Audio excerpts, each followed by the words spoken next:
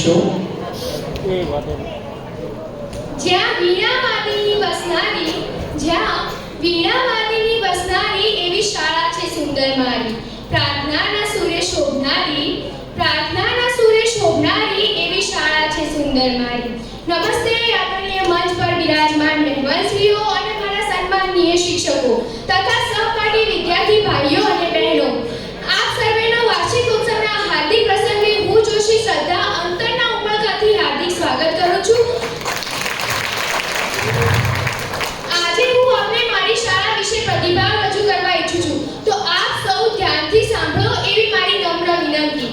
આ શાળામાં મને લગભગ 1 વર્ષ થવા આવ્યું છે અને આટલા સમયગાળામાં આ શાળા સાથે અમારી લાગણીઓ જોડાઈ ગઈ છે.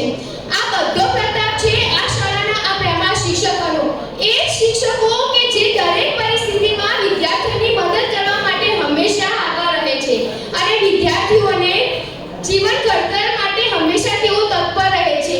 માટે તો કહેવાય છે કે રોટલો કેવી રીતે રળવો તે નહીં, પરંતુ દરેક કોળિયાને વધુ મીઠો કેવી રીતે બનાવવું તેની કેળવણી આપવાનું કામ એક ગુરુનું હોય છે. ભગવાને પણ પોતાનાથી ઊંચું સ્થાન એક ગુરુને આપ્યું છે.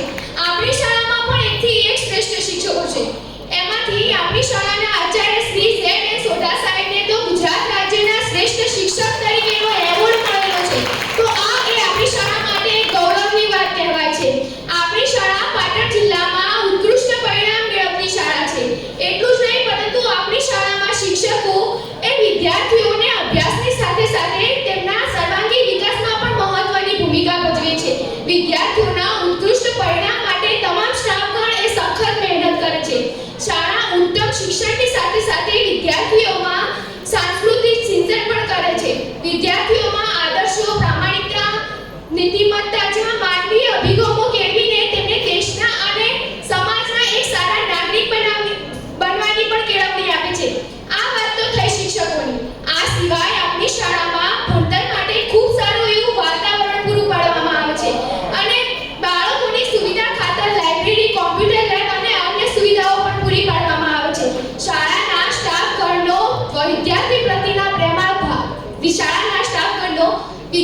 પ્રત્યેના પ્રેમાળ ભાવને કારણે જ આજે વિદ્યાર્થીઓ આટલું ઉત્કૃષ્ટ પરિણામ મેળવી રહ્યા છે. તેથી હું શાળાના દરેક વિદ્યાર્થી તરફથી આપણી શાળાના સ્ટાફગણનો હૃદયપૂર્વક ખૂબ આભાર માનું છું. હવે છેલ્લે હું એક પંક્તિ દ્વારા મારી વાણીને વિરામ આપવા માંગુ છું. શાળા અમારી તીર્થભૂમિ, જ્ઞાન ગંગા જ્યાં વહે. શાળા અમારી તીર્થભૂમિ, જ્ઞાન ગંગા જ્યાં વહે. હસ્તુ જય હિન્દ, જય ભારત.